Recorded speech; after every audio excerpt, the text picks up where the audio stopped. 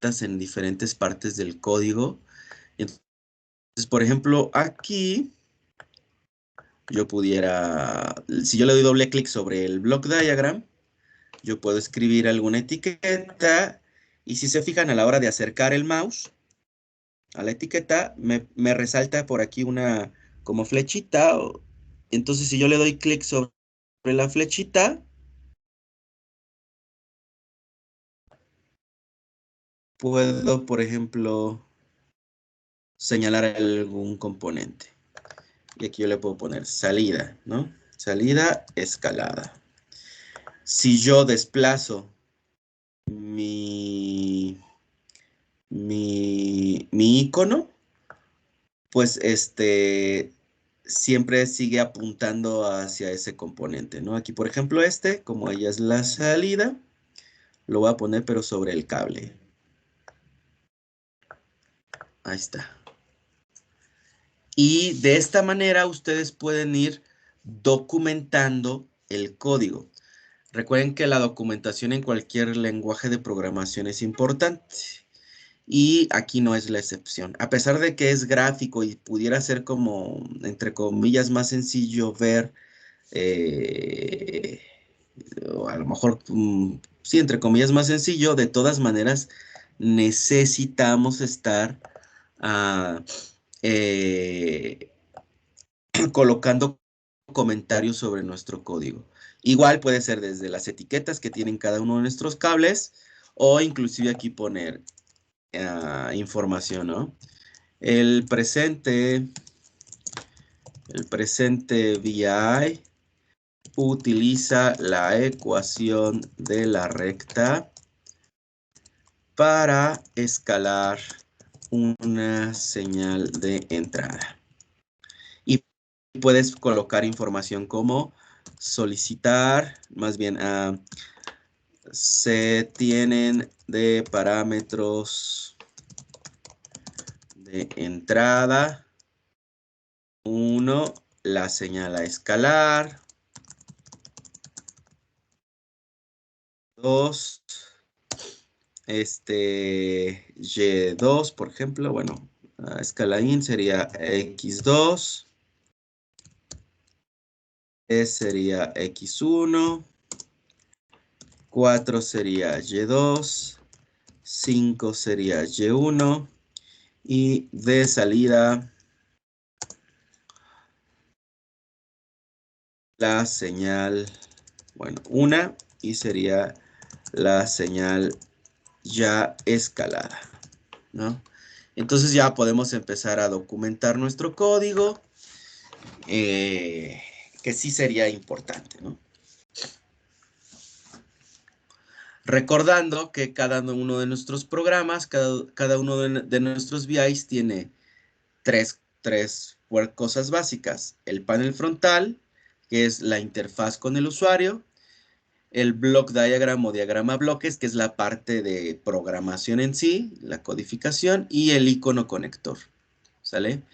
Aquí esto en negro es el icono. Recordando cómo se edita el icono, le doy clic derecho sobre él y le pongo Edit Icon. Y podemos aquí, como en un mini paint, empezar a hacer el gráfico. Pudiéramos nosotros importar, por ejemplo, set icon to be name, edit icons, perdón, aquí en edit icons nosotros pudiéramos, por ejemplo, cargar uno que ya esté hecho. Nada más que déjenme recordar, eso sí hace muchos años que no lo hago. Casi siempre los edito. Creo que eran las herramientas de abajo, profe. Lo de template y... Es que se puede importar ya un icono, pero desde un programa de edición. Y tiene que tener, por ejemplo, 32 por 32 píxeles o formatos de icono que realmente están muy, muy pequeñitos. Déjenme ver aquí. Settle instance, terminals, disconnect. Esto de editar el icono sí hace un chorro que no lo hago, ¿eh? Perdón, de jalarlo. Z-icon, no. Aquí me dices en esta ventana. No, ¿verdad? Templates. Es, es en, Tools. no me acuerdo si eran graphics o layers, no me acuerdo cuál era.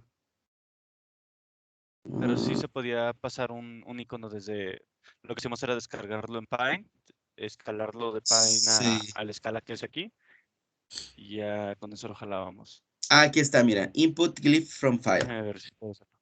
Ya. Tú ya buscas, nada más que tiene que ser una imagen que se adapte a los tamaños. Ahorita, a ver, voy a intentar poner una imagen cualquiera. Ah, este robotcito.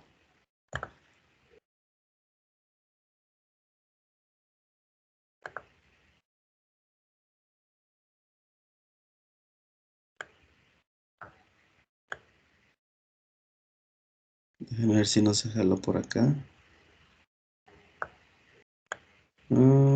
Tools, time.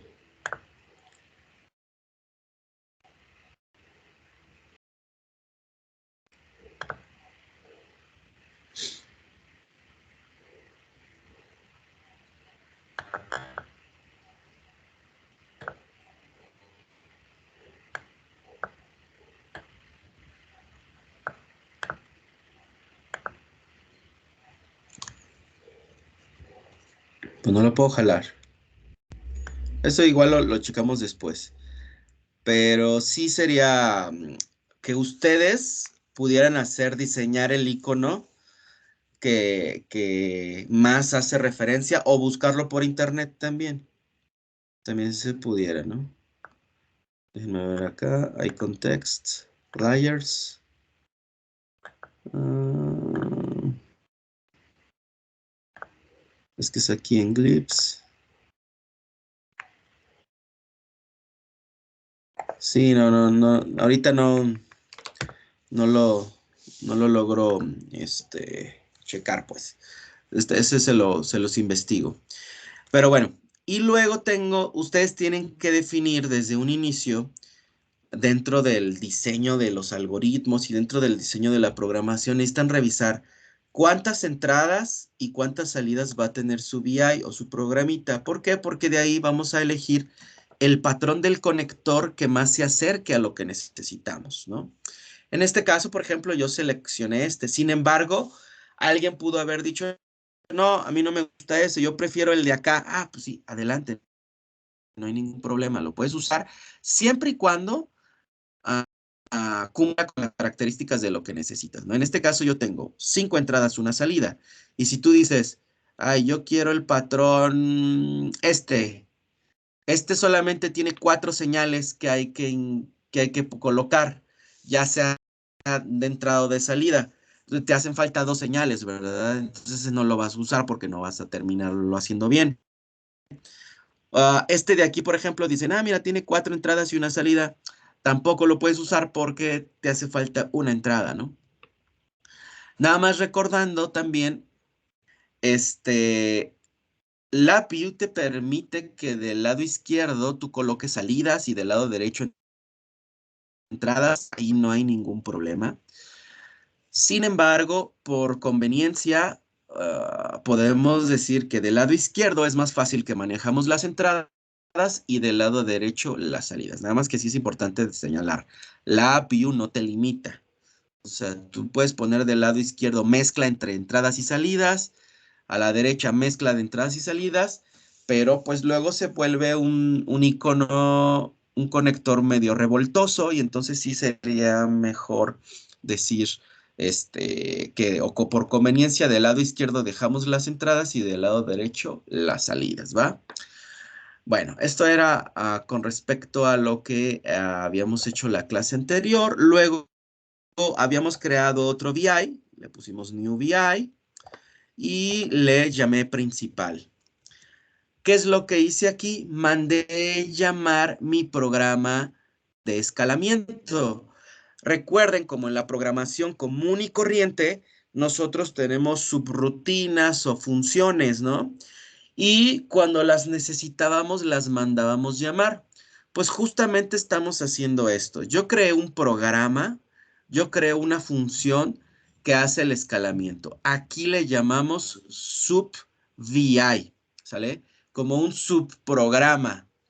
Yo tengo un principal y lo que hice fue un programita, un subVI con X función ya muy específica, que en este caso es el escalamiento, ¿no? Entonces aquí yo ya le puedo poner subVI de escalamiento. Y entonces tú ya puedes decir, lo asocias a este de acá, y entonces no importa si lo muevo, ya el comentario se queda ahí asociado, ¿no? O referenciado. ¿Cómo jalo este? Tengo dos maneras. Creo que en la clase anterior nada más dimos una. La primera, pues, es agarras tal cual tu VI y lo arrastras hacia el block diagram. No vale arrastrarlo hacia el front panel, porque de hecho no es bueno, ya que lo que realmente estamos queriendo hacer es, déjenme ver, es arrastrar la parte programática, no la parte del panel frontal. Si yo trato de jalarlo hacia el panel frontal, me lo está cancelando, no me lo está permitiendo el sistema. Solamente se permite hacia el diagrama de bloques, ¿va? Ahí está. Ahora, quiero que noten algo bien importante. Intencionalmente voy a generar un error. Déjenme... bueno, nada más como resumen, nada más recordando lo de la clase anterior, ya tenemos nuestro escalamiento en la cual requerimos aquí el valor de la entrada, esta es la señal que quieres escalar y que asocié a este componente. En el panel frontal, recordando, el clic derecho es nuestro amigo en la view.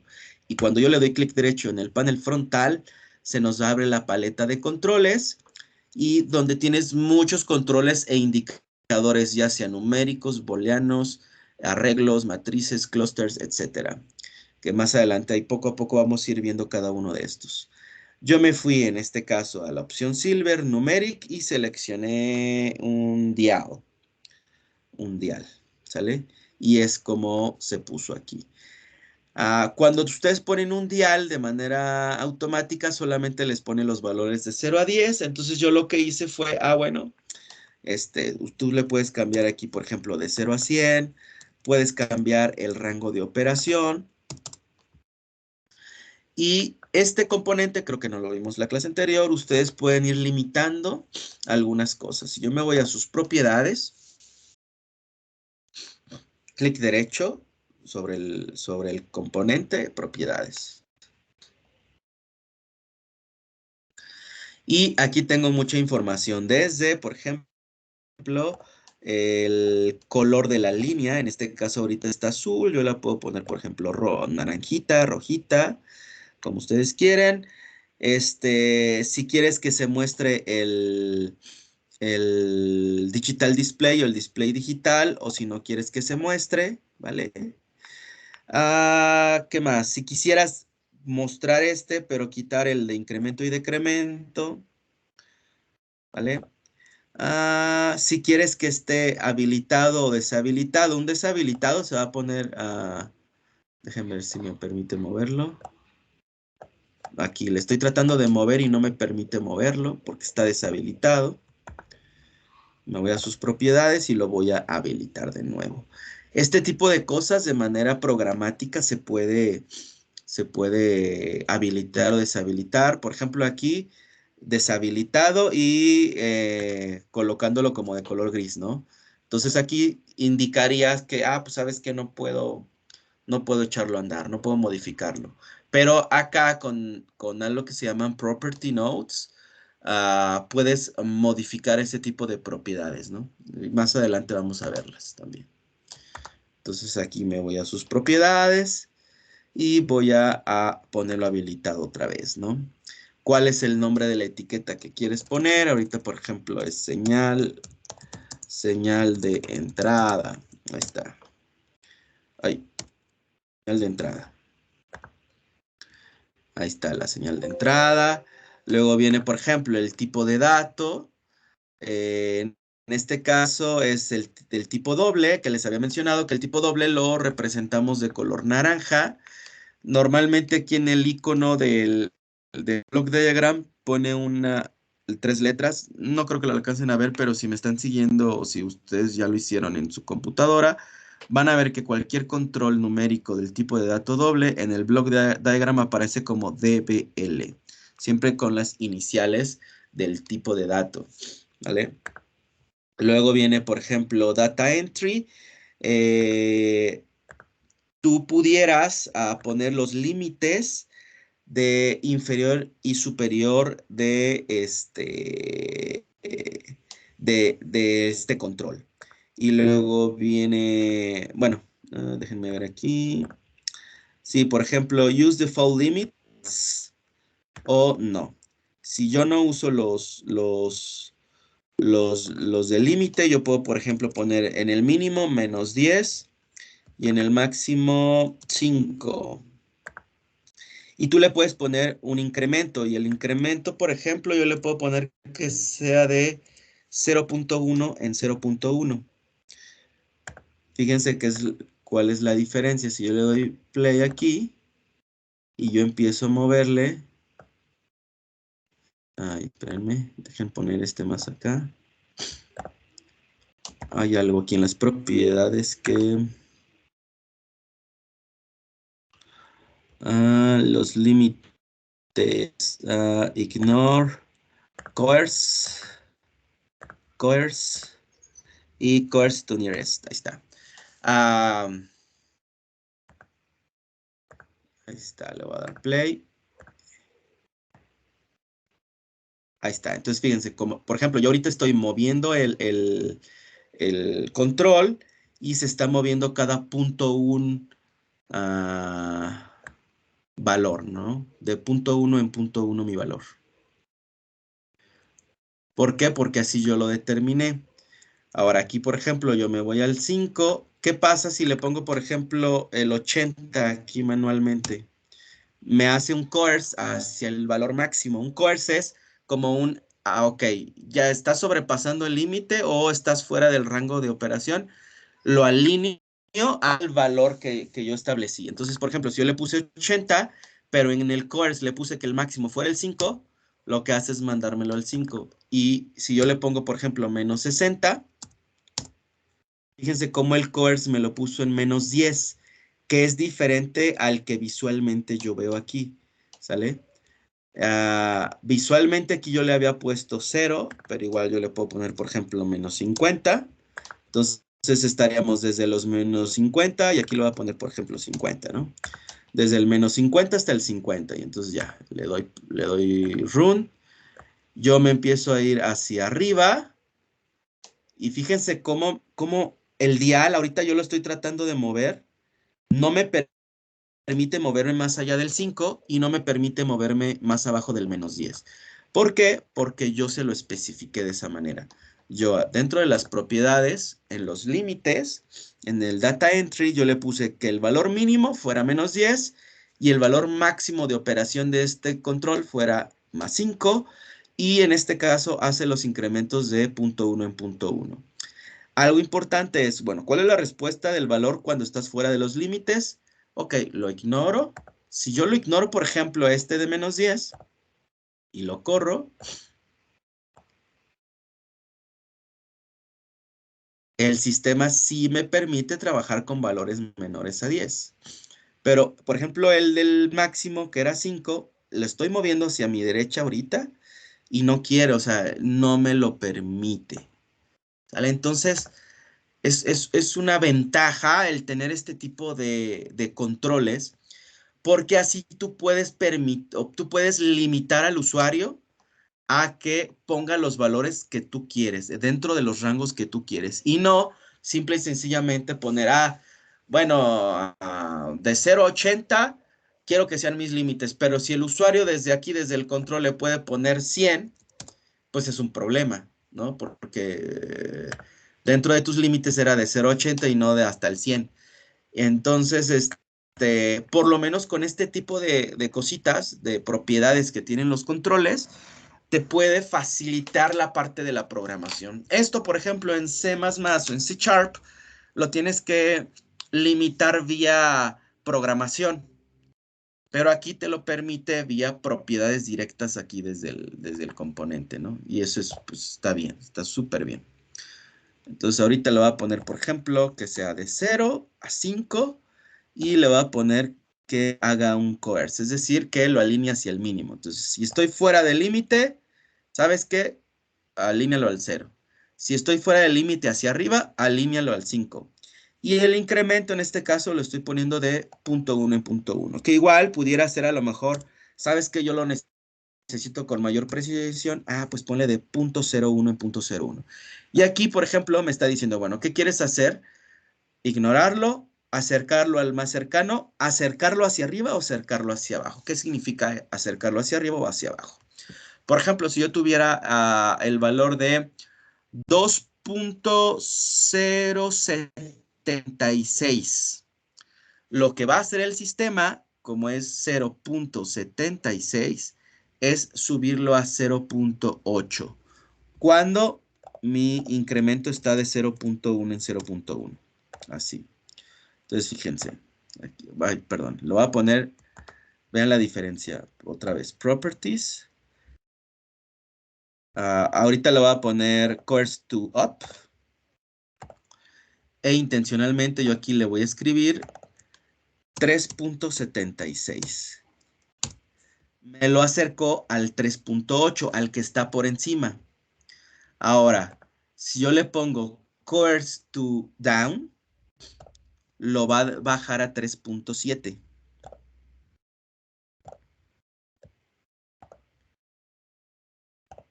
Entonces, fíjense, yo voy a escribir aquí 3.76 y me lo bajó a 3.7. Entonces, coerce to up lo manda hacia arriba y el coerce to down lo manda hacia abajo. Y el coerce to nearest lo que hace es como si fuera un tipo redondeo.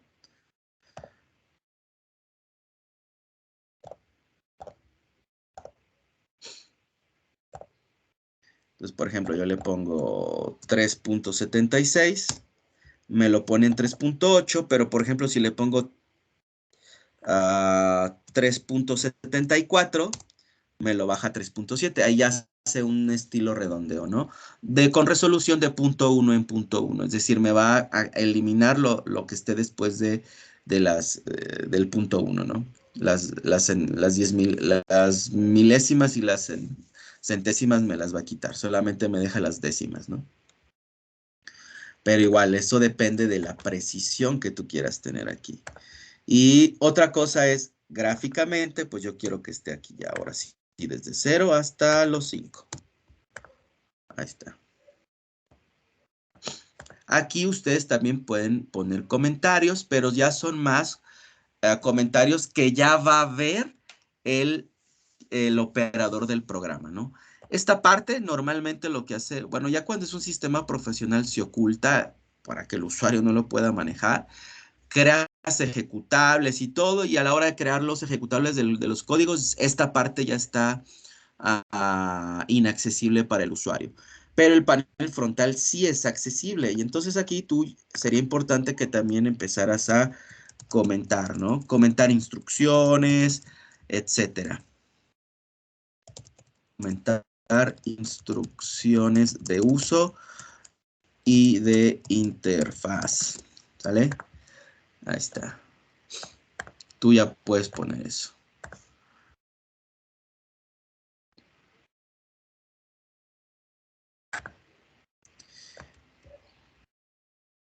Así, va. Bueno, y por acá, por ejemplo, tenemos nuestro sub-VI de escalamiento. Ya vimos que tiene la señal de entrada. Ya vimos que ingresamos aquí los parámetros máximo y mínimo del escalamiento de entrada, el de salida, etcétera, ¿no? Y nuestra salida, en este caso, la asocié a un tanque. Pero ojo, no significa que solamente la pueda asociar a un tipo, a un indicador tipo tanque, ¿no? O sea, puede ser a cualquier tipo de control, perdón, de cualquier indicador numérico, ¿vale? Cualquier tipo de indicador numérico, inclusive hasta acá, por ejemplo, una aguja, así como si fuera un tipo tacómetro, Y lo cableo y pues aquí le voy a poner los rangos también de 0 a 1023. Corremos el sistema y igual, ¿no? Ya tenemos nuestro escalamiento de 0 a 1023, de 0 a 5, ¿no? O sea, se puede colocar a varios tipos de indicadores, o si no me interesa que gráficamente se vea de esa manera, lo pueden poner a cualquier indicador numérico completamente que no tenga una gráfica. Por ejemplo, a este. Entonces ya están aquí. Y yo lo puedo correr y sin ningún problema. A mí no me interesa ver gráficos, me interesa ver el indicador. Ah, muy bien. Ah, pues ahí está ya, 360, ¿no? .28 la conversión. Excelente. ¿Va? Y en ocasiones, algo importante con respecto a las herramientas de run y todo eso. Esta flechita por sí sola, recuerden que solamente ejecuta una vez el programa. Si yo le doy aquí run, se ejecutó una vez. Y como en este caso no tengo ninguna instrucción cíclica, es decir, no tengo una función, una estructura for o una estructura while o do while o algo cíclico, pues solamente lo ejecuto una vez y se acabó el asunto, ¿no? Ya. Con esto, con este run ya. Ahora, este run continuously, lo que hace es, ¿ok? Termina de ejecutarse el programa y de manera automática lo vuelve a ejecutar desde cero. Termina el programa y lo vuelve a ejecutar desde cero. Para yo quitar este run continuously, nada más le vuelvo a dar ahí, se ejecuta por última ocasión y se detiene el programa. Como pueden ver, aquí tengo un botón que dice Abort Execution. Si yo le doy ahí, se detiene la ejecución inmediatamente del programa, como si lo abortaran. Hay que evitar presionar ese botón en la medida de lo posible, ¿sale? Sobre todo cuando comencemos a conectar nuestro programa con nuestras tarjetas de adquisición. En este caso vamos a empezar con el Arduino, pero posteriormente los voy a llevar a la universidad en grupitos pequeños para que podamos utilizar las tarjetas de adquisición de datos que tiene la universidad y pues que vean las diferencias entre usar las tarjetas diseñadas para eso y el microcontrolador, ¿no? Profesor, ¿Sí? ¿cuáles son las tarjetas diseñadas para eso? ¿Mandé? ¿Cuáles son las tarjetas que ahorita mencionó? Pues, Sí, déjate las muestro.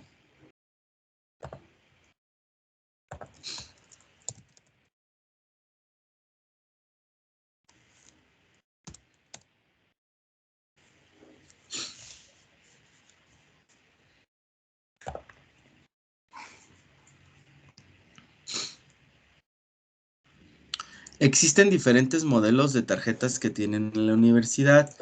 Tienen una plataforma llamada Elvis, la cual imagínense que es como un protoboard gigante. Bueno, es un protoboard grande con un montonal de entradas y salidas. Tiene su propia fuente de alimentación, tiene generador de funciones, pero todo como en un solo bloque. Luego lo vamos a ver. Estas son tarjetas de adquisición. Esta, según yo, esta no la tiene la universidad tal cual este modelo. Déjenme ver.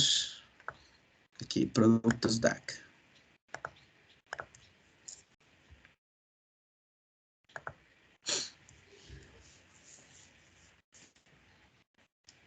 Los que tiene la universidad son los Compact DAC.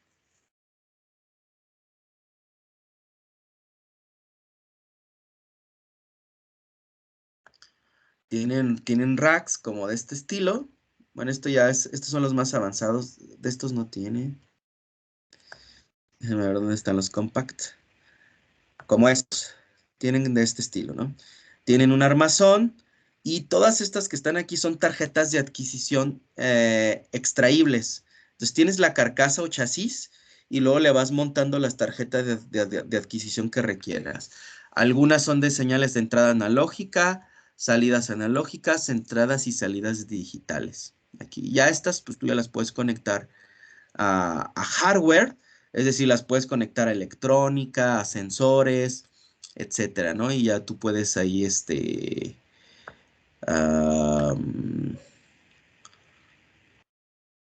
son las que tienen. Tú ya puedes conectarla según las aplicaciones que requiere. La Compact DAC, fíjense, es el enfoque portátil y flexible, ideal para aplicaciones con una amplia combinación de tipos de medidas donde la escalabilidad y flexibilidad son importantes. Chalala, chalala. Ok. Los más, los industriales son Compact Rio y PXI. PXI, imagínense que es una computadora industrial que a pesar de que ustedes ven una caja aquí, pero adentro trae un sistema operativo y trae todo el rollo, ¿no? Tú le puedes conectar teclado, mouse, monitor, etcétera.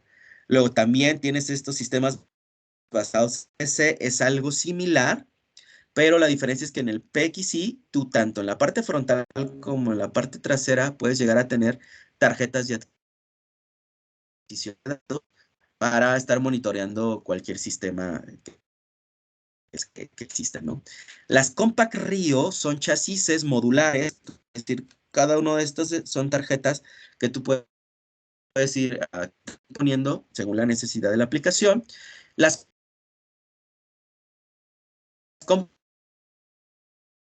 que vimos los CPLDs y los programamos.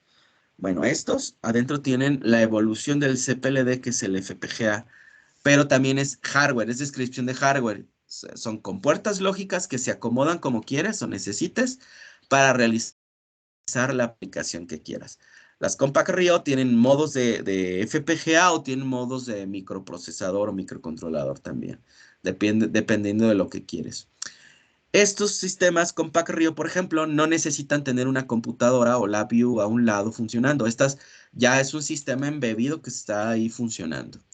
Y el Compact DAC no, el Compact DAC sí requiere, o es un chasis también modular, similar, pero estos, los Compact DAC, no tienen FPGA, sino tienen la posibilidad de trabajar por sí solos. O sea, este lo deja solo sin ninguna computadora con LabVIEW y ya, ¿no? Si lo programas en LabVIEW y se lo descargas el programa, pero ya una vez descargado ya te puedes olvidar de él y ya nada más te dedicas a que funcione y se acabó.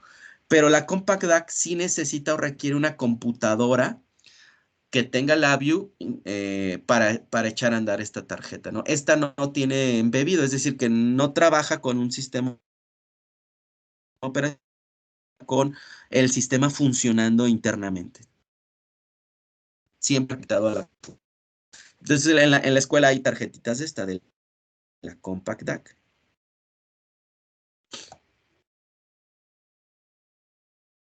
Y luego también hay otro, déjenme buscar el Elvis. El Elvis ya no es, por lo menos sí está. Ahí, Elvis.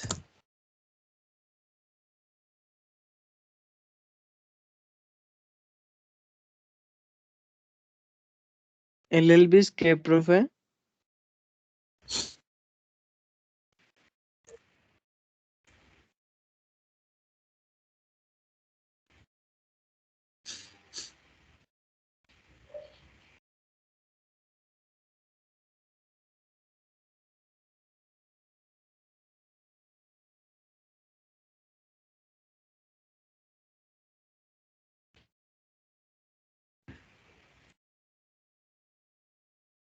Ay, ¿cómo te llamas? Que ya, de electrónica, ¿cómo te llamas, perdón? Alumno de electrónica. Javier. Javier, va. No sé ustedes es que no sé qué tanto te tocó de la pandemia también. Si... Esta materia, ¿cuándo la tomaste? No, ya lleva rato, profe. ¿Sí? Sí, ¿qué pasó? ¿En ¿Tú ya qué puedo estás en ayudar? último semestre o qué onda? Nada más me Pero ya falta. estás en último semestre. Ah, ¿nada más esta materia? Sí, Ah, entonces tuve no unos te tocó problemitas, llevarla con pero la pandemia, ¿va? no, Ah, ok. no, Bueno, incluso en la universidad, no sé si... me tocó Ajá. hacer proyectos con la DAC, o también me tocó hacer proyectos directamente desde la computadora a un PLC y controlar los servomotores de Siemens. Pero en la materia. Sí, sí, era compartida entre Henry y Melchor, lo que era el Y proyecto. Melchor. Ah, ok, bueno, pero era porque era sí, la mezcla de las dos, ¿no? Ajá. Ujú. Pero en sí solo en la materia, pues viste más las Compact DAC, ¿no? Sí, sí las usamos un rato. Ya ve que antes Ajá, había menos, ya después sí, que pasamos la materia habían pedido ya todo el stock de las nuevas y ya no nos tocó mucho, pero sí las utilizamos. sí. Bueno, miren, estos son los Elvis. Estas son las tarjetas de Elvis. Ah, protoboards, entonces tú puedes aquí conectar tu electrónica, eh, botones, algunas cosas. Tienes fuentes de alimentación, generadores son para osciloscopios y generadores de funciones, ¿no? Por acá vienen las fuentes de alimentación. Y luego hay unas tarjetas bien padres que son las Quanser. Esas sí la escuela no las tiene.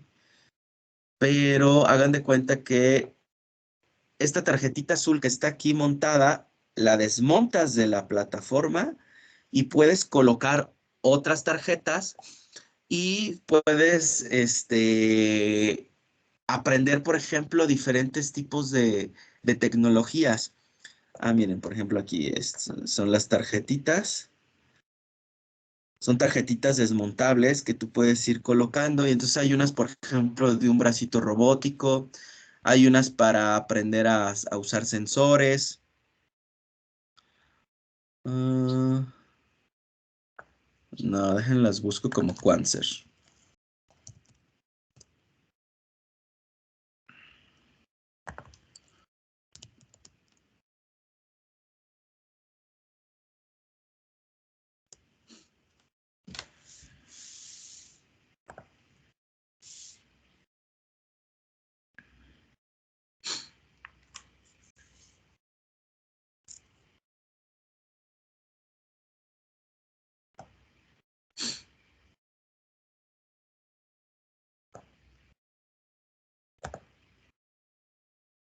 Ahí está, por ejemplo, este es un péndulo invertido. Entonces tú pones la tarjetita, metes la tarjeta del Quanser sobre la plataforma de Elvis y tú, mediante la programación, aprendes la matemática o aprendes la electrónica o aprendes lo que necesites para hacer que, por ejemplo, esta barrita de se mantenga en la parte de arriba, ¿no? Es como si ustedes quisieran hacer malabares. Si se pone una escoba en la mano y tratan de mantenerla en equilibrio arriba, pues nosotros, nuestro cuerpo lo que hace, tanto visualmente como por el tacto, vemos hacia dónde se está desplazando la escoba, o sea, si la queremos balancear, o sea, me refiero ponen su mano y ponen la escoba, pero como de esta manera, o sea, no, solamente en la palma de la mano colocar la punta de la escoba y la parte que barre de la escoba arriba. Entonces es como que tratar de hacer ese tipo de controles, ¿no? Entonces nuestro cuerpo lo que hace es ver hacia dónde se está moviendo la escoba con la pura palma, o sea, ni siquiera agarrarlo, sino nada más sostenerlo más bien, o sea, ponerlo encima de la escoba sobre tu palma requiere cierto control. Entonces, imagínense eso, pero en electrónica, pues sí requiere ya sus sistemas de control ya más avanzados, ¿no? Entonces, así como esta tarjetita, pues hay muchas otras de National Instruments, ¿no? En nuestro caso, pues nos va a tocar las DAC, ya cuando vayamos, ¿no? Que va a ser lo más seguro el segundo parcial y durante el tercer parcial. Nada más recordando, pues como es grupos pequeños, pues sí nos va, o sea, no nos va a tocar a nosotros. A lo mejor a mí sí me va a tocar estar yendo seguido, pero a ustedes como alumnos, por lo menos en mi materia, no les va a tocar cada rato, sino a lo mejor cada 15 días o algo por el estilo, o cada 3 semanas, por la cuestión de las actividades o los grupos, que no podemos meter a tanta gente en un salón. Bueno, entonces, ahí está. ¿Qué les iba a comentar? Ah, sí. Ustedes pueden obligar que sea obligatorio conectarla, de tal manera que, por ejemplo, si yo si es final está desconectada de aquí, puedo correr el programa. De hecho, quiero ver esto, mira. Así, voy a borrar este. Fíjense cómo la flechita está bien. Yo agarro el hilo y lo suprimo. Fíjense cómo se rompió la flechita. Y me dice list errors, también aquí me lo muestra. Entonces, cuando yo le doy un clic, me dice, ¿sabes qué? Existen errores y donde se encuentra el error es en el programa principal y se encuentra en el diagrama bloques y existe un cable que no está terminado de cablear, ¿sí? Entonces, si tú le das doble clic, luego te pone detalles. El elemento del cable no está conectado a nada. Selecciona o remueve el cable roto desde el menú edición y borra los cables que están desconectados o rotos. Si yo le doy doble clic aquí en la lista de errores, te señala dónde se encuentra el error. Y dice, ok, este es un error porque hay un cable roto. Entonces te puedes ir a Edit y el borrar los Remove Broken Wires aquí. O el método abreviado. El método abreviado es poner control y la letra B, ¿no? Entonces, por ejemplo, si yo borro y presiono control B, se borran todos los cables. No nada más se borra uno. Y ahí, ojo, se borran todos los cables rotos, ¿vale? Todos los cables que están bien, no. Solo los cables rotos. Bueno, entonces aquí, por ejemplo, sí me está permitiendo correr. Y entonces, aun cuando yo mueva, pues no va a hacer nada, ¿verdad? Porque a fin de cuentas no está cableado y que le estamos ingresando realmente aquí a la señal de entrada de la función de escalamiento, pues 0. No hay nada. Por tanto, como le estamos ingresando un 0, pues tu resultado siempre será 0, ¿verdad? Por más que mueva aquí el control. Entonces, uno puede obligar a que alguna o varias de las terminales sean opcionales en conexión o sean obligatorias para conectarlas. Ahorita, dentro de mi función de escalamiento, yo no obligué a ninguna que fuera, bueno, no configuré a ninguna de las terminales que fuera obligatoria para conectar, pero por ejemplo, esta de aquí, que es el de la señal de entrada, le voy a dar clic derecho y le voy a decir que esta terminal, this connection is required, recommended u optional. Le voy a poner required, requerida. Voy a guardar, ahí sí tengo que guardar, porque hubo un cambio en la configuración. Y ahora fíjense, simplemente por el hecho de hacer eso, hace un momento, sí me permitía correrlo, pero ahorita ya no me lo permite correr. Y si yo le doy clic en la lista de errores, me dice, a ver, el SubVI escalamiento requiere la entrada, valor de entrada, y no está cableada. Esta no está cableada. O sea, la entrada llamada valor de entrada es una entrada requerida. Está configurada como entrada requerida, pero no está cableada. ¿Ok? Entonces ya le pongo aquí, a ver, ¿dónde está el error? Ah, mira, aquí está el error. Y entonces en cuanto lo cableé, se quita el error. Y ya me permite trabajar en él.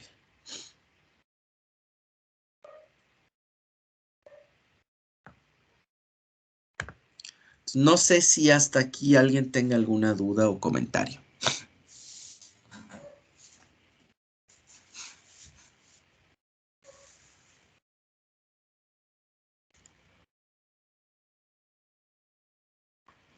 Profe, no sé si ya les explicó lo del el control H. ¿El qué? El control H, cuando presiona control H, la guía de errores. Ah, no, ese no. Ya por Hagan de si cuenta luego les que sale una duda. ustedes tienen algo, un ayudante, un wizard, y sí es importante, gracias por comentarlo. Es bien importante porque se llama ayuda contextual. Esta ayuda contextual o context help nos sirve ya que al acercar el mouse a los componentes o nodos que nosotros tenemos, te dice información importante acerca de este. Por ejemplo, si yo me acerco aquí y me dice, mira, este es un componente llamado señal de entrada y el tipo de dato que trabaja es un doble de 64 bits tipo real, ¿no? Es un double. Ahí está, ok, bueno, muy bien. Ahora, si yo acerco aquí, igual me dice, bueno, este se llama escala InMax, también es del tipo tal. También si yo me acerco a un cable, me dice, este es un cable, un tipo de dato cable y también es de un tipo doble. Y lo hace tanto para los controles o los indicadores. Si yo lo acerco hacia mi BI que acabo de hacer, me dice, este es el escalamiento, este es un BI llamado escalamiento y te indica cuáles son las entradas y salidas. Y fíjense cómo me pone en negrita valor de entrada. ¿Por qué lo puso en negrita? Porque en negrita van los requeridos. Me está diciendo, hey, ¿sabes qué? Valor de entrada va a ser requerido. Nosotros podemos desde aquí ponerle alguna descripción más detallada. Nada más que no es que yo me ponga a escribirle aquí. Si yo me voy a mi BI, a mi sub BI de escalamiento y me voy aquí a donde están las propiedades, BI Properties, yo puedo tener en la parte, por ejemplo, me parece que es en la documentación, una descripción. Y yo le puedo decir, este programa, este, este VI, le voy a decir, este VI, escala una señal de entrada utilizando la ecuación de la recta y igual a mx más b, ¿no? Y puedes inclusive ponerle y2 será igual a, y ya tú le pones valor máximo de escala de salida. Y1 es igual al valor mínimo de escala de salida. Ya está. Y luego tú le puedes decir aquí dónde quieres que se encuentre, si en local o en la ayuda web, etcétera, ¿no? Ahorita le voy a poner así, ok. Voy a guardar. Voy a cerrar. Y entonces se supone que a la hora de que tú acercas el mouse hacia cuando está habilitada la ayuda contextual, ya nos aparece aquí la información detallada con ayuda, ¿no? Lo cual sí es importante y es parte de la documentación que hay que hacer en los VIs, ¿no? Aquí. Cuando uno se va a certificar en la APIU, siempre te piden, una de las partes de la certificación es la documentación, ¿va? Entonces uno va y hace su examen y ya te dicen, te ponen un ejercicio, un ejemplo, y luego ya te evalúan esa parte, ¿no? De la documentación y todo el rollo. Que es un porcentaje, pero poquito porcentaje, pero al final de cuentas sí te lo exige, ¿no? que le llaman ellos estilo y documentación del programa. ¿Cómo habilitamos el context help? Tenemos dos maneras, como su compañero lo dijo, control H, o la otra es irnos aquí a help y show context help, ¿vale? Así. Y ya. A veces si nos estorba, pues la podemos cerrar, no hay ningún problema. Y cuando la necesitemos, pues control H o help show context help, ¿vale? Bueno, eso con respecto a cuestiones básicas del funcionamiento. Ahora, algo bien importante, y es que nosotros tenemos herramientas de debugueo para hacer debugs de nuestro programa, así como cualquier otro lenguaje o cualquier IDE o cualquier sistema de lenguaje de programación, y aquí tenemos uno bien importante llamado Highlight Execution. Hagan de cuenta que lo que hace es ejecutar las instrucciones de a poco, en cámara lenta, ¿vale? Para que te des cuenta de cómo el flujo de datos se va produciendo. Algo bien importante en la programación en LabVIEW es su flujo de datos. El flujo de datos, o más bien, la manera en la que ejecuta las instrucciones LabVIEW, no es de izquierda a derecha, de arriba a abajo, de derecha a izquierda, no. Como ejecuta cada una de las instrucciones el LabVIEW es cuando una instrucción tiene en sus entradas disponibles la información actualizada de cada una de ellas, se ejecuta. No importando, por ejemplo, si está más a la izquierda o a la derecha. O sea, eso no importa. Por ejemplo, yo pudiera tener voy a poner aquí una suma. Voy a borrar este. Y luego voy a poner una resta. Así. Voy a poner por aquí unos controles.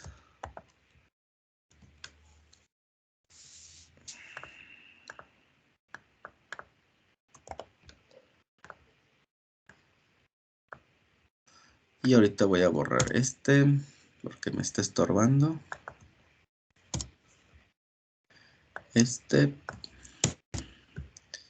Y esto lo voy a bajar.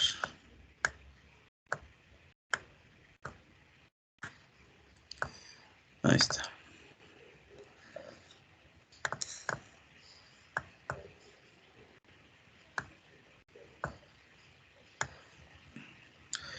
¿Cómo ejecuta LabVIEW las instrucciones? Por flujo de datos. Así se llama ese método, por flujo de datos. Entonces, cada uno de los nodos, un nodo es una instrucción. A este le llama LabVIEW nodo. Este es otro nodo. Este es otro nodo, que es un sub-VI, pero termina siendo un nodo. Se ejecuta en el momento en el que todas sus entradas actualizan su valor, ¿sí? Aquí, por ejemplo, voy a poner create constant. Perdón, le voy a poner change to control. Ahí está. Y aquí voy a poner un indicador. Create indicator. Ahí está.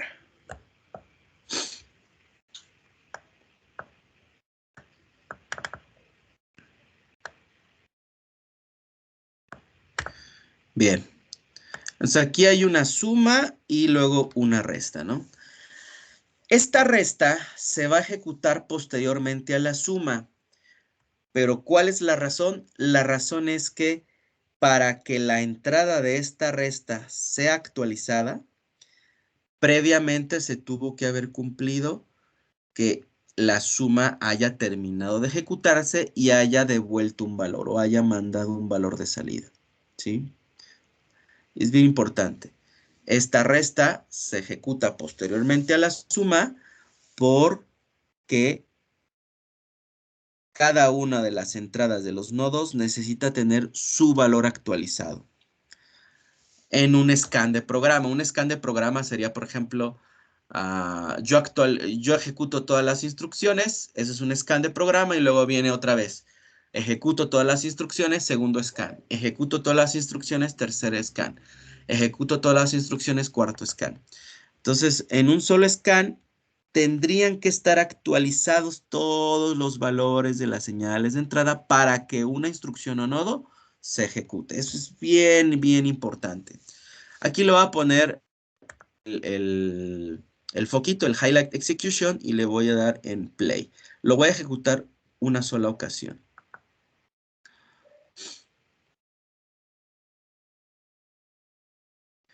Va otra vez. Fíjense cómo aquí este punto de aquí o esta instrucción tomó sus valores y se empezó a ejecutar. Una vez que terminó, ahora comenzó con este, que es el de la suma, actualizó sus valores y una vez que terminó de ejecutarse la suma, se ejecutó la resta.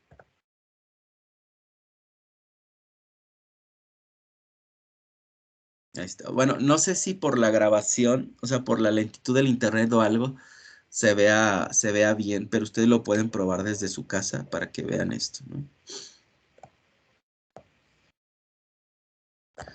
Ahora, vamos a hacer, por ejemplo, voy a poner una multiplicación y quiero que me contesten.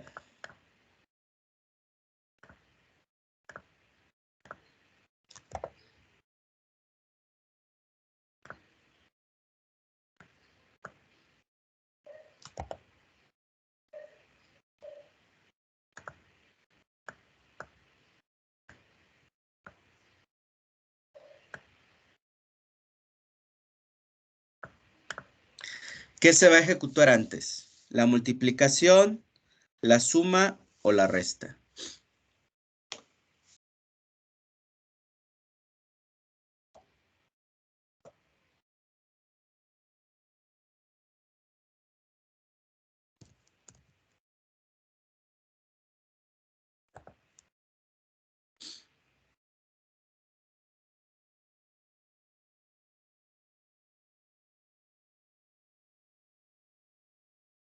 Chavos, La multiplicación se hace primero, profe. la Pero como es ¿cómo se dice? Como es... Ay, creo que era el data flow. Por medio de que necesita los valores anteriores, van a correrse al mismo tiempo. se llama el flujo de datos, ajá. Ujú. Entonces no... Se van a correr al mismo tiempo porque no puede frenarse el data flow por la prioridad de operaciones. Entonces, ¿qué se va a ejecutar primero? Este es el símbolo de suma, resta y esta es la multiplicación. ¿Cuál De instrucción? arriba para abajo ¿Mandé? debería de empezar de arriba para abajo. Suma, resta, multiplicación.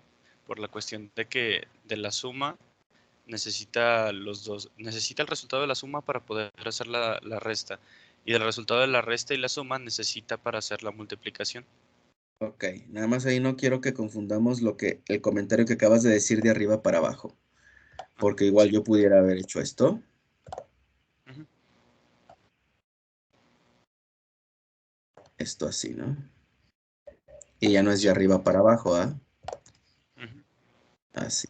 Fíjense, viendo lo que les decía del flujo de datos, el flujo de datos, cada una de las instrucciones o nodos se ejecuta hasta que cada una de sus entradas tiene sus valores actualizados. Entonces, para que, a pesar de que ustedes visualmente ven a la multiplicación acá arriba y del lado izquierdo, no significa que se vaya a ejecutar antes, de hecho no. Se va a ejecutar hasta que la resta haya terminado de ejecutarse. ¿Por qué? Porque a final de cuentas la resta, su salida está cableada a una de las entradas de esta multiplicación. Por tanto, a pesar de que vemos aquí la multiplicación, Muchos al inicio dicen, ay, lo que se va a ejecutar primero es la multiplicación, pero la realidad es que no. O sea, primero se va a ejecutar, de hecho, la suma, ya que la suma no depende de nadie más que de los controles, ¿ok? La resta sí depende de la suma, entonces para que la resta se ejecute, se le va a actualizar este valor de este control inmediatamente, pero como este cable aún no está actualizado, ¿cuándo se va a actualizar? Hasta que terminó de ejecutarse la suma. Ahora sí, la salida manda su valor y entonces la resta se ejecuta porque ya tendría todas sus entradas listas, ¿no? O actualizadas. Ahora, esta multiplicación desde un inicio pudiera tener ya actualizada esta entrada, pero esta entrada no, esta entrada se actualizará hasta que la resta haya terminado de ejecutarse. Y podemos verlo aquí en el flujo de datos.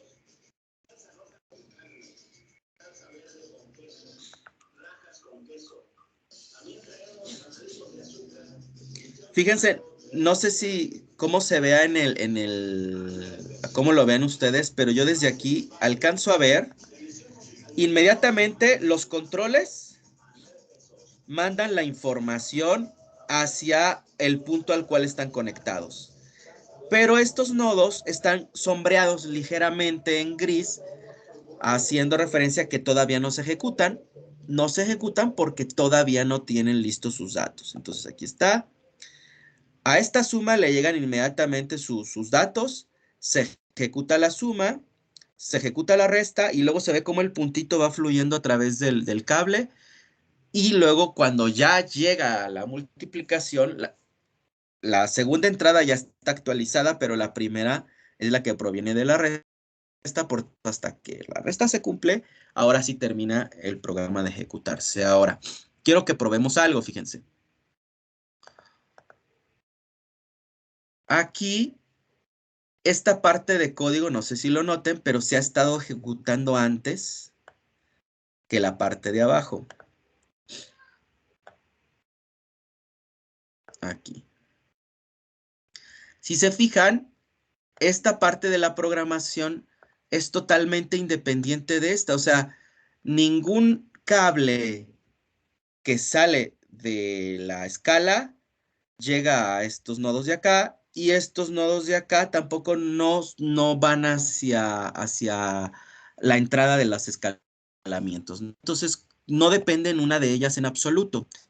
Y si vemos el flujo del programa, el flujo de datos, ahí le doy play, vemos que los valores en todos se actualizan luego, pero primero se ejecutó este y posteriormente se empezó a ejecutar este de acá, ¿va?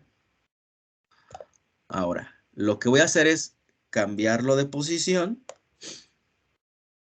para ver si existe alguna preferencia. Lo voy a poner más a la derecha, que comienza desde antes este.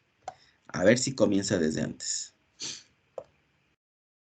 Para tratar de descubrir cuando no hay una dependencia en los flujos de datos, por cuál empieza. O sea, si por el de arriba, por el de abajo, por el de la izquierda, por el de la derecha, por cuál. O es al azar, que también es posible. Aquí ejecuto primero este y luego este de acá. Ok, no hubo una modificación. Ahora voy a cambiar este de acá y lo voy a bajar para ver si tiene que ver si cuando no hay una dependencia en el flujo de datos, existe alguna regla por la cual comiencen a ejecutarse las instrucciones. Igual ya viene aquí abajo. Y ahora veamos qué es lo que pasa.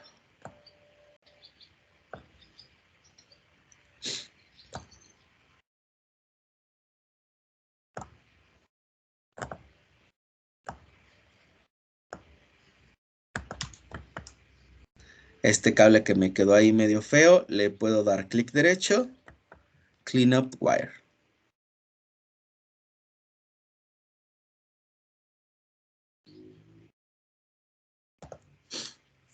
Ahí está. Bien, entonces voy aquí a darle play y vamos a ver qué es lo que pasa. Ok, se volvió a ejecutar primero este de abajo de acá. A pesar de que está abajo, fíjense. Ok. Voy a borrar este de aquí. Voy a borrar el del escalamiento y voy a poner una simple suma.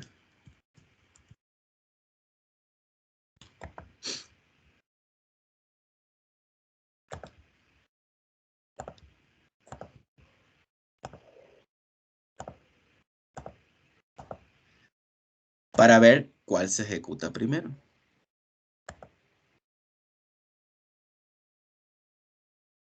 Fíjense cómo ahora este de aquí arriba fue el primero que se ejecutó. ¿Sí ven? O sea, no hay una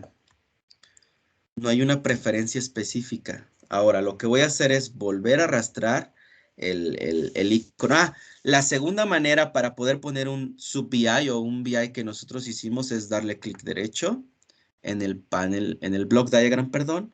Select a VI.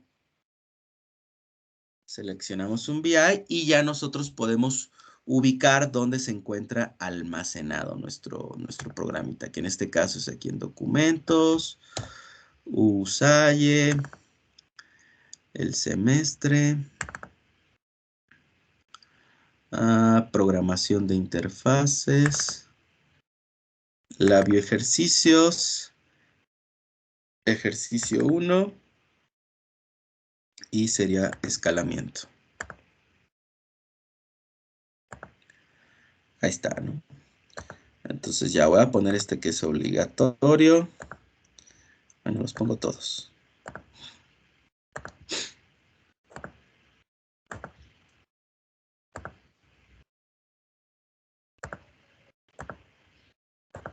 Y le voy a dar play.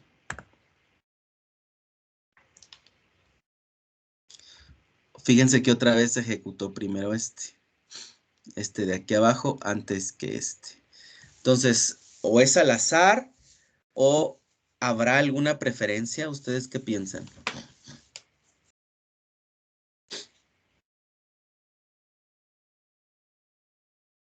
Pues tiene mayor jerarquía si tiene una función. Es lo que quiero revisar. Vamos a ver. Cuando yo puse el simplemente nodo del signo más, si se fijan, ejecutó primero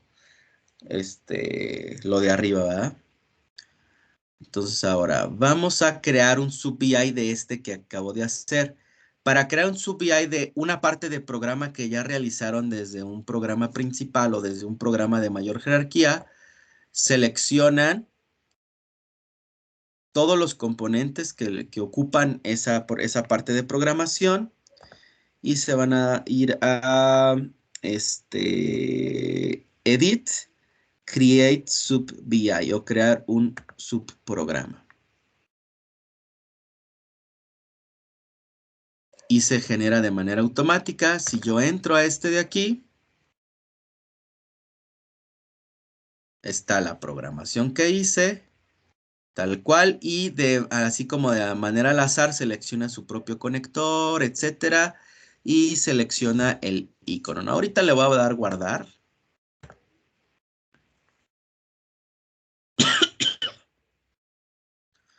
Y le voy a poner nada más sub-VI X, o sea, realmente no está haciendo nada, no, es nada más para hacer pruebas. Y voy a cerrar esto ahora. Voy a ejecutarlo de nueva cuenta y vamos a ver qué cambio hay. Ok, se vuelve a ejecutar primero este de aquí. Déjenme quitar este. Control V. Le voy a dar un play.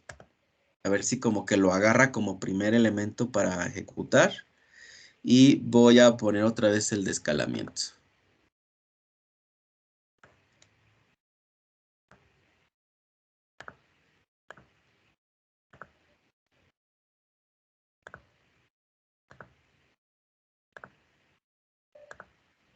A ver, así. Se ejecutó primero el de abajo. ¿Cómo ven? ¿Será al azar o cómo estará la onda?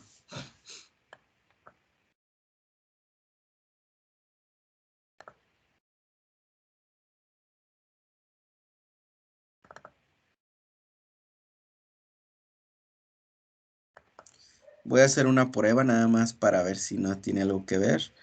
Esta la voy a poner como requerida esta señal. Entonces voy a guardar.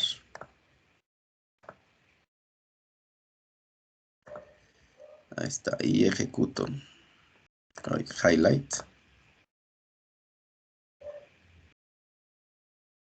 No, otra vez se ejecutó primero este y luego ejecutó el de arriba. Entonces, algo importante con respecto al flujo de datos de LabVIEW. En realidad, la ejecución de cada uno de los nodos se realiza en el momento en el que sus entradas estén listas. Y eso es bien importante. Cuando tú tienes nodos que son totalmente independientes uno del otro, realmente va a ser al azar. O sea, ahí no hay manera de saber qué se va a ejecutar primero. Y entonces ahí hay que tener, si no es importante que se ejecute uno primero que otro, no hay bronca. Pero si sí es importante, entonces hay que hacer lo necesario para que se ejecute primero los nodos que deseas y posteriormente los secundarios, ¿no? Ahí ya sería, pero ya es por temas de programación, ¿sí? Pero en realidad, el flujo de datos en LabVIEW es cada nodo o cada instrucción se ejecuta en el momento en el que sus entradas están listas. Cuando hay varias que están listas al mismo tiempo, lo hace realmente al azar, siempre y cuando no haya dependencia de uno con respecto a otro, así como está sucediendo ahorita, ¿no? Realmente está al azar, ¿va? No sé si me expliqué con esto, y esto sí es bien importante, que quede bien, bien clavado, bien entendido.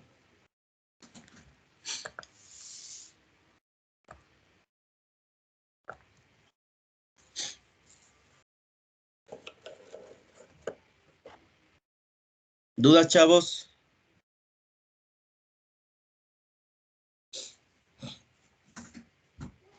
No, profe. Ok, miren.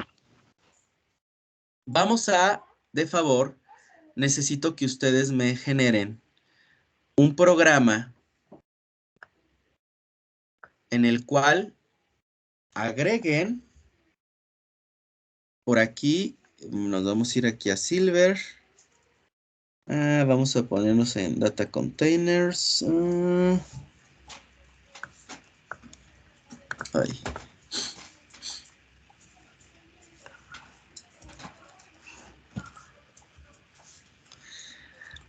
Ustedes pueden poner, por ejemplo, decoraciones.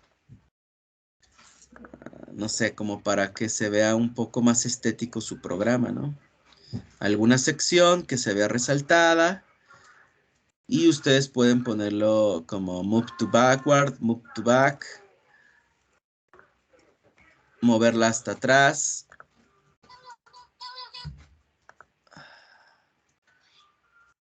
Manuel.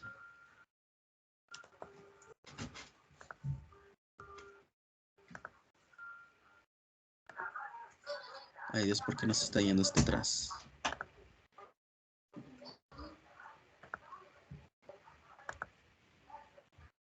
No se me está yendo para atrás. Déjenme ver. Este de aquí.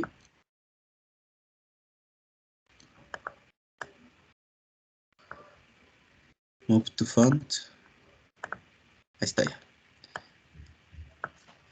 Ustedes pudieran en poner decoraciones para que se vea bien el programa gráficamente, ¿va? Pudieran poner contenedores de...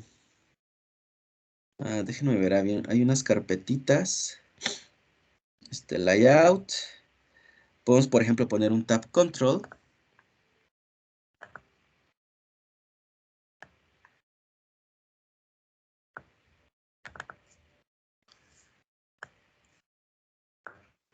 Ahí está. Y hagan de cuenta que es como si fueran unas carpetitas, ¿no? Son unas carpetitas. Entonces, cuando estamos en la carpetita número 1, por ejemplo, puedo seleccionar aquí área de triángulo, ¿vale? Así. Y luego va a ser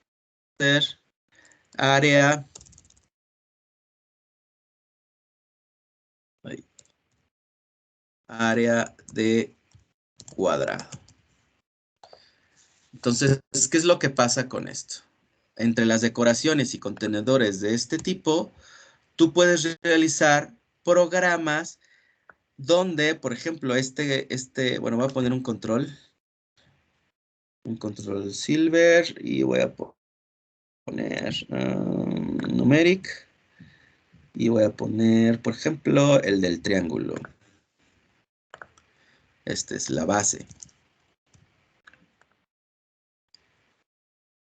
Ah, bueno, en el cuadrado. Cuando estoy en la opción de triángulo, si se fijan, se esconde la carpeta del cuadrado, la hoja de cuadrado, el sheet de cuadrado. Cuando doy clic en cuadrado, solamente me visualiza las opciones que me interesan en ese momento, ¿no? Tengo área de triángulo, área de cuadrado. Agregando pestañitas, recuerden que les había mencionado que el clic derecho aquí lo hace todo. Entonces tú le puedes agregar un ítem o agregar una página antes o después. Add page after. Y puedes ir agregando, por ejemplo, área de círculo. Área de círculo, ¿no? Ya estamos. Ahora, de aquí, por lo pronto, se llama Tab Control, pero le pueden llamar de diferente manera, no sé, contenedor, etcétera. De aquí tiene su icono en el diagrama bloques. Y algo bien importante es que miren, le voy a poner un indicador, de hecho, para que vean qué es lo que hace. Al estar de color azul, significa que es un indicador numérico, perdón, es numérico, de alguna manera. Dejen poner un indicador numérico. Aquí. Y lo voy a cablear. Ahí está. Quiero que noten algo bien importante. El tipo de dato que tengo aquí en este indicador es tipo doble. Y el tipo de dato que me va a manejar es entero. Y vean lo que hace. Ahorita me está devolviendo el número 2. Pero si selecciono me devuelve el número 1. Y si selecciono me devuelve el número 0. Entonces 0, 1 o 2. Dependiendo de lo que quieres, nos da un número. ¿Qué pasaría si yo hiciera algún tipo de comparación? Y dependiendo de la comparación que realice, pues yo puedo ejecutar alguna instrucción necesaria, ¿no? Entonces lo podemos hacer sin ningún problema. A través de un case o a través de comparación. Entonces, nos está devolviendo un número. Les comentaba que es importante señalar qué sucede cuando tú pones un tipo de dato numérico, por ejemplo, entero, a un tipo de dato doble o viceversa, ¿no? Noten que se pone un puntito, un chiquito rojo aquí. No sé si se vea. Déjenme acerco con la lupa.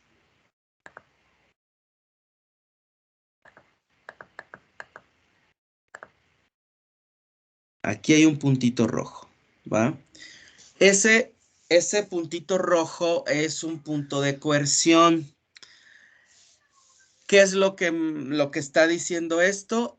Que hay un cambio de tipo de datos o una conversión de tipo de datos implícita en este cableado.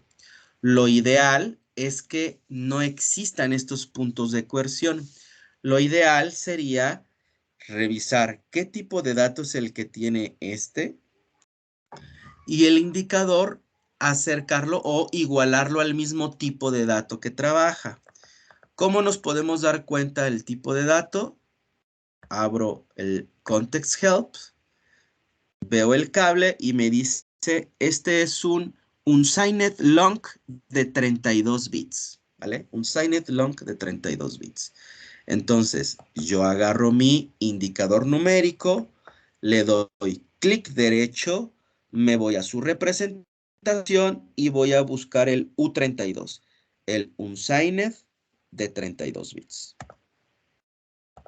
Ah, me sigue ahí con el, déjenme ver, entonces, unsigned long, 32 bits. Ah, déjenme ver si hay ahí algo más.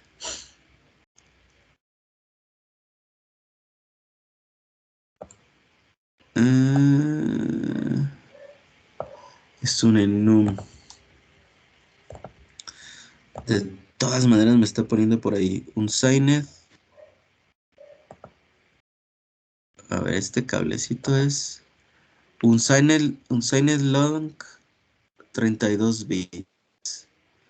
Y este es unsigned long de bits. Ok, pero la diferencia es que este es un enum. Sí. Entonces, déjenme ver si puedo representarlo como enum. Es que son como dos tipos de datos al mismo tiempo. No. Entonces lo puedo cambiar a un enum. Un enum, hagan de cuenta que entero, pero no sirve sobre todo como para menús y todo el rollo. Aquí yo voy a tener un enum. Enum, drink an enum. Y le voy a poner change to indicator. Change to indicator. Ok. Ahí está. Este de aquí se supone que ya es exactamente el mismo tipo de dato. Déjenme ver. No. Qué raro. Bueno.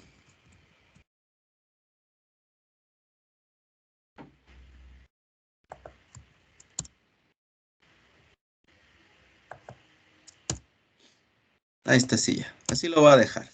Bueno, en teoría estos puntitos no deben de existir. Entonces, por ejemplo, si yo tengo un control, aquí este control, lo tengo, le voy a cambiar su representación a entera.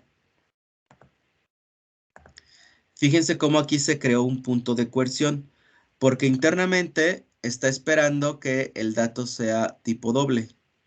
Este es un tipo doble, pero está haciendo un cambio de tipo de dato. Entonces, lo ideal es que siempre sea el mismo tipo de dato. Aquí es porque este es un contenedor, es por eso. Ahí no es tan compatible, pero ahí está, ¿no? Entonces, existe una conversión implícita. Cuando existen muchos puntos de coerción, dependiendo de también lo que vayas a desarrollar, si estás haciendo una adquisición de datos de, no sé, 500 muestras por segundo y es bien importante la velocidad de muestreo, hay que evitar que nuestro programa se alente. Y entonces, puntos de coerción provocan un tiempo más en la ejecución del programa, en microsegundos, pero a final de cuentas existirá un retraso. Y si hay, no sé, 20 puntos de coerción, pues tendrás 20 pequeños retrasos que dices, pues, ¿de dónde están esos retrasos? Pues de las conversiones entre tipo de datos, que aun cuando lo hagan en microsegundos, pues súmale 20 de esos, pues ya te van a hacer ahí algo más de tiempo, ¿no? Y entonces ya se te llega a atrasar ahí el tiempo, ¿no? Bueno, quiero que ustedes me desarrollen ahorita, dentro de un contenedor, me van a hacer 3 sub-PIs. Un sub-PI para calcular área de triángulo. PI para calcular, ¿qué pasó, hijo? Luego, hijo, área de cuadrado. Y un sub-PI para calcular área de círculo. ¿Vale? Así.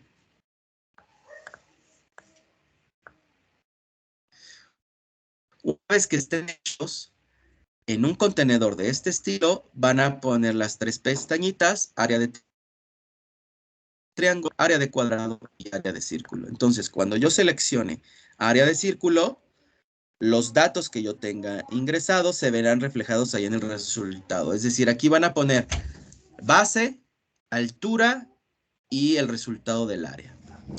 Si yo me voy al área de cuadrado, como es un cuadrado, ponen cuánto mide el lado y el resultado. Y en el área del círculo, pues piden por ahí, pueden pedir el diámetro o pueden pedir el radio, dependiendo de cómo lo manejen. Y ya ponen el área del círculo, ¿no? Entonces, primero, independientemente, habría que ser los sub-BIs, editando los iconos, editando el conector, probando individualmente cada sub-BI, así como lo hice en el de escalamiento. ¿Va? Recuerdan que hice el de escalamiento, y que lo que primero hice fue editar el icono. De hecho, el conector sí lo dejé hasta el final, pero lo primero que hice fue editar el icono, analizar qué es lo que iba a hacer, la fórmula, la plasmé, probé, y una vez probado, ahora sí puse el conector. Hay que agregar las entradas y salidas necesarias, probar, etcétera. Guardan y ya pueden utilizarlo como sub-BI en un programa de mayor jerarquía, ¿no? Entonces van a hacer eso tres veces, uno para área de triángulo, uno para cuadrado y otro para círculo, ¿va? Editando el icono y todo eso, ¿no? Que yo al ver el icono se vea, por ejemplo, ya hay el circulito, un triangulito, un cuadradito, algo por ahí, ¿no? Ya está. Ahora, algo bien importante, así tal cual, aún no van a saber cuándo ejecutar una instrucción y cuándo otra. Para eso vamos a necesitar este número que nos devuelve el contenedor. Ya supimos, o hace rato que lo asocié al número, supimos que cuando yo le doy clic aquí, me manda un número 0. Cuando le doy un clic aquí, me manda el número 1 y cuando le doy clic aquí, me manda el número 2. Entonces es 0 para área de triángulo, 1 para área de cuadrado y 2 para área de círculo. Si yo empiezo a agregar más pestañitas, pues me empezará a enviar 3, 4, 5, 6 hasta el n, ¿no? Dependiendo de cómo lo esté haciendo. En este caso es 0, 1 y 2, ¿no? 0, 1 y 2. Entonces, deberían de existir alguna instrucción. ¿Saben qué? Déjenme. Bueno, ya estoy aquí, no pasa nada. Deberían de existir instrucciones que nos ayuden a nosotros para poder determinar en qué momento se ejecuta una instrucción o en caso de que se cumpla otra condición, que se ejecuten otras instrucciones. Y aquí vamos a ver nuestra primer estructura de programación y va a ser la de estructura case. Para poder acceder a ella, nos vamos a ir a nuestro block diagrama de bloques, clic derecho y se abre nuestra paleta de funciones. Dentro de las paletas de funciones existe una carpeta llamada estructuras y por aquí vamos a encontrar el ciclo for, el ciclo while, el ciclo case, el event struct, el flag sequence, formula node, diferentes estructuras, ¿no? En este caso vamos a seleccionar la que diga case. ¿Se acuerdan cómo funcionaba el switch case? En C++ o en C#.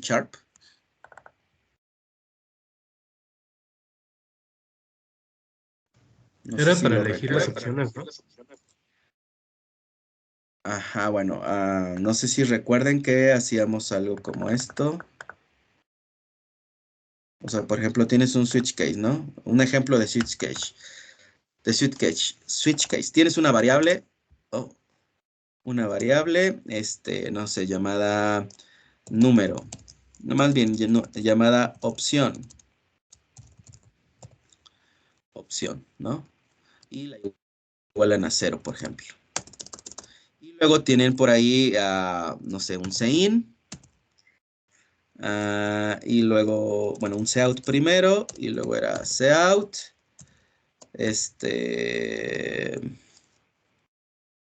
Menú. Y luego era,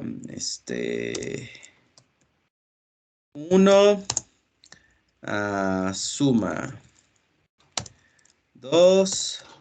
Resta. 3. Multiplicación. Y no sé, 4, salir. ¿Sí se acuerdan de eso?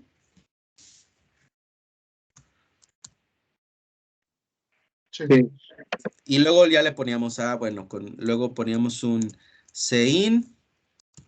Y con el CIN tú decías, en la variable opción vas a ingresar lo del teclado, ¿no? Entonces ya, ok, bueno, ahí estamos. Y luego decíamos, bueno, dependiendo, switch, case, 0, break, case 1, break, case 2, break, y luego había un default. Entonces había, de alguna manera, nosotros ejecutábamos X o Y instrucción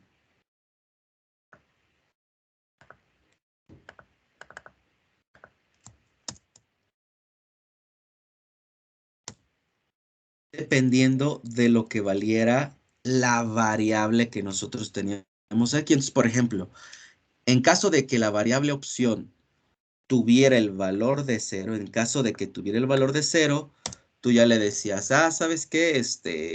No sé, cout, ingresa N1, ¿no? Y ya pedías con el CIN el número, y luego ingresa N2. Y con el CIN pedías el número 2 y luego ya ponías el resultado. Aplicabas la operación suma y así, ¿no?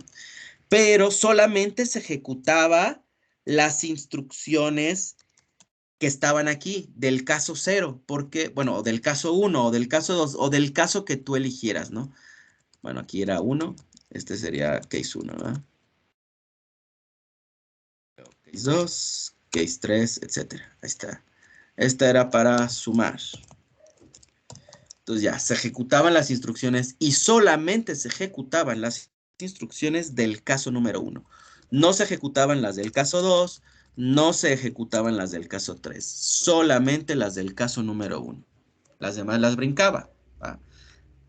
Es exactamente lo mismo aquí. La estructura case funciona idéntica. Si yo asocio un número a este signo de interrogación, a esta terminal, se llama case selector o el caso de selector, que es lo que pasa en este caso de manera automática por el tipo de dato que es un enum. Los enums contienen dos datos, un dato numérico y texto. El texto se asocia hagan de cuenta que es como una tablita, y entonces dice la tablita, el caso 0 estará asociado a la área del cuadrado, ¿no? Perdón, al área del triángulo. El caso 1 estará asociado al área del cuadrado. Y ahí está, ¿no? Entonces, aquí me muestra lo que el contenedor asoció. Área de triángulo, área de cuadrado, área de círculo. Tal cual. ¿Va? Así. Ahora bien, algo bien importante. Yo tengo 3 opciones. ¿Por qué aquí, cuando yo abro la pestañita, esta pestañita me está indicando los casos activos? Porque solamente tengo 2 opciones. El área de triángulo que está marcado como default o el área de cuadrado. Me hace falta agregar el caso del área del círculo. Y para hacerlo,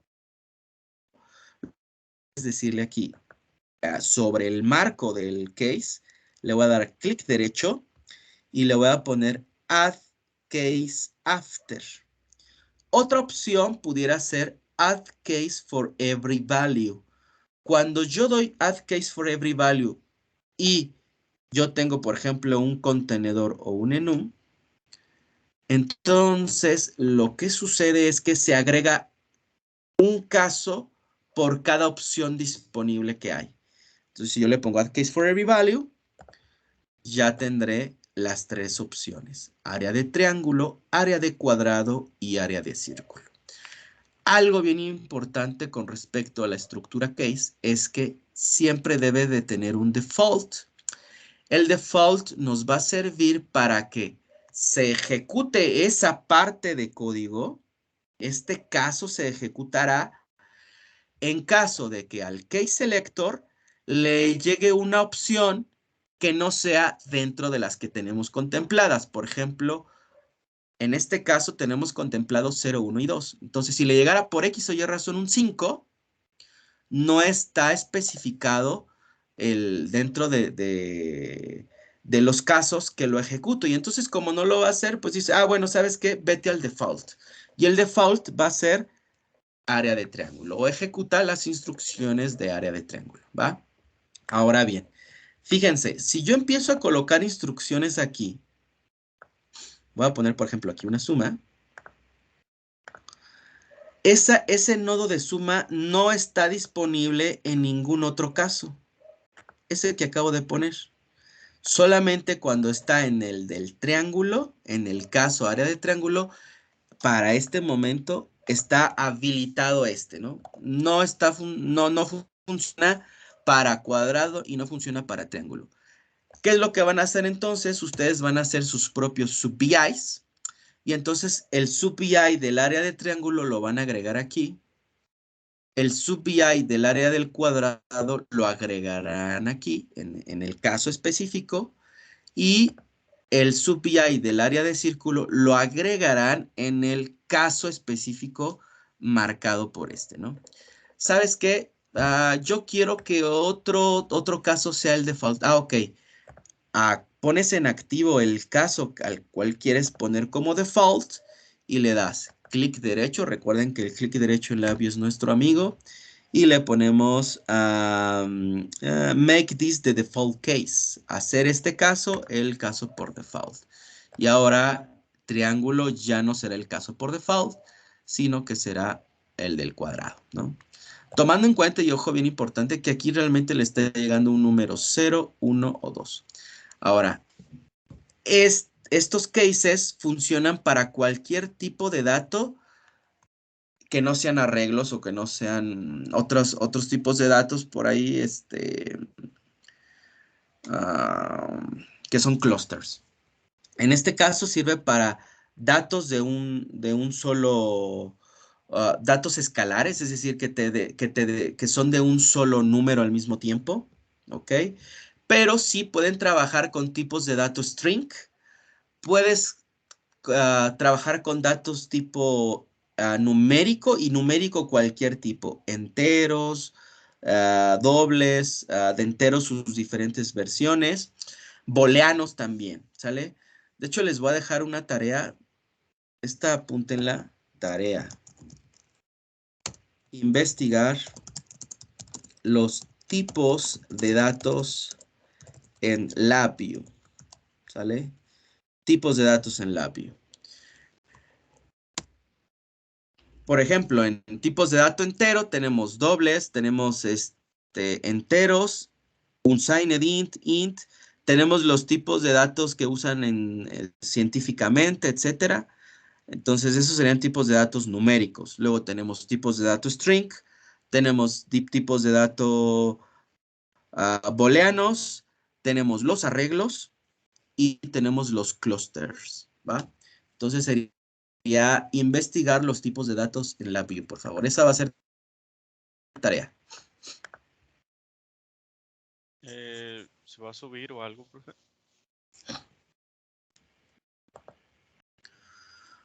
Ok, va. Entonces, ahorita, si quieren, nos damos un descansito de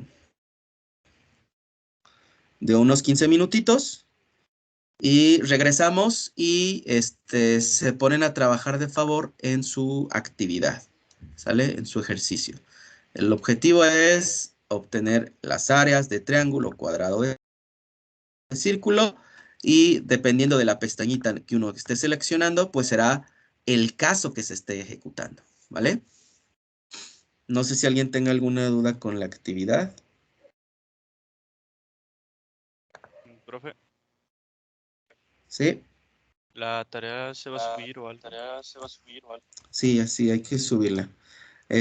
Nada más dejen que se los habilite, ¿va? Va, gracias, profe. Sí.